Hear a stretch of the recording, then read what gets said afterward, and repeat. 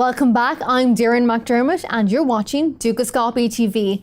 Now, Piketty's book, Capital in the 21st Century, rocketed to the top of the bestsellers list. Now, this book addresses the issues of wealth inequalities. I'm joined today by Dr. Frank Hollenbeck. Welcome back, Dr. Frank. Oh, nice to be here. So tell us your views on the issues addressed in this book. Well, it's surprising to see a textbook of 700 pages, especially on economics, be so popular.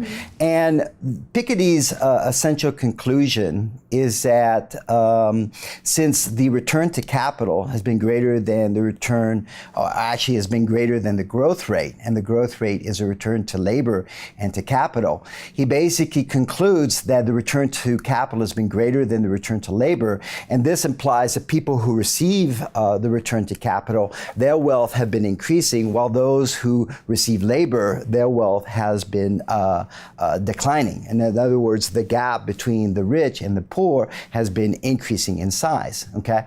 And I have several problems with the textbooks. Some of them are empirical in nature, and some of them are theoretical in nature. Now, we can see from this graph that Piketty assumes that for almost 1,800 years, the return to capital has been 4.5%.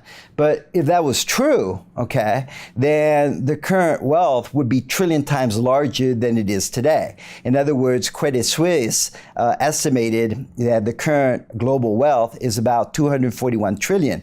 If we had this type of growth rates for 1,800 years, we'd be trillion times larger than that. Okay.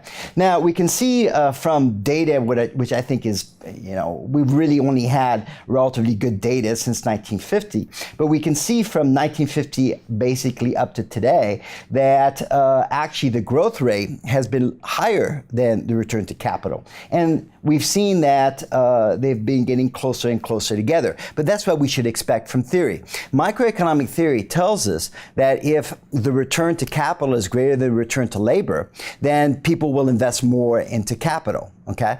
But that implies the marginal productivity of capital will fall until we reach an equilibrium where the marginal revenue product of capital is equal to the marginal revenue product of labor. So we should expect these two lines actually to get back together, as we're seeing in his in this particular graph. Where I disagree is his projections into the future. He basically assumes that world growth will fall to about 1% by the year 2100, and that the return to capital will continue to increase. But this basically goes against microeconomic theory. Okay, growth dropping to 1% reminds me of Malthus' statement in 1798. Where he believed that population, well, because it grows geometrically, will ultimately outpace the growth of output because that only increases arithmetically, and that a lot of people will be starving within 50 years. Obviously, that didn't happen, okay?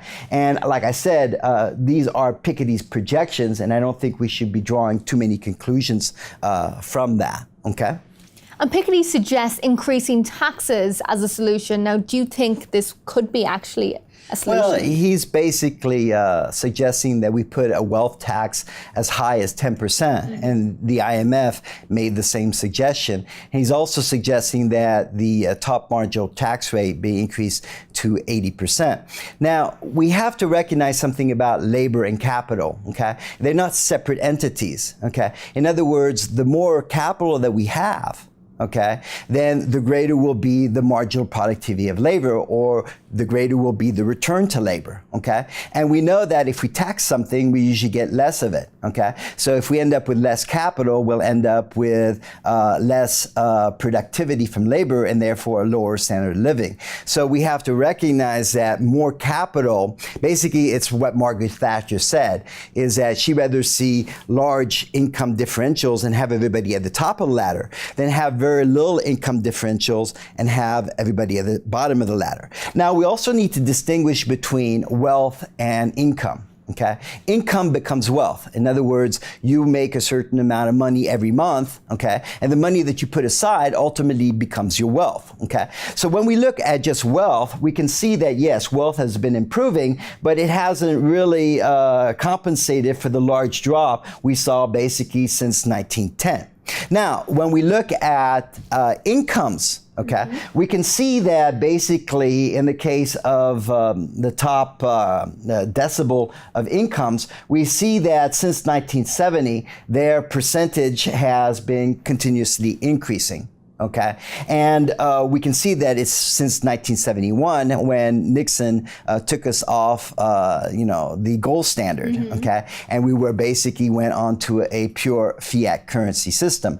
We have to recognize that the dollar has lost 82% of its value, and that's primarily because the central bank has been printing money. And I actually wrote an article on this, which was basically that central banks are the major cause of inequality, and the reason is that central banks basically just do legal counterfeiting.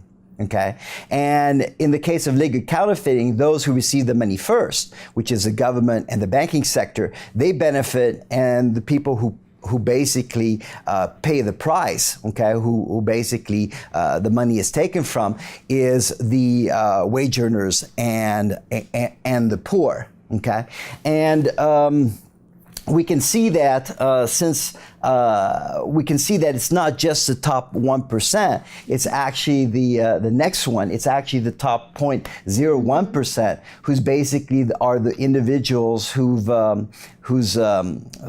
achieved the greatest growth in incomes. And the reason is primarily because the central bank, by printing money, has caused asset prices to rise, okay, unjustifiably by fundamentals, okay, and by asset prices rising, it's given more claims on goods and services, and therefore has increased the amount of income going to, in this case, the top 0.01%. Dr. Frank, great having you in the studio. Well, thank you for having me. And thank you for tuning in to Dukascopy TV. Now, do not go anywhere, as we have plenty more interviews coming your way. See you soon.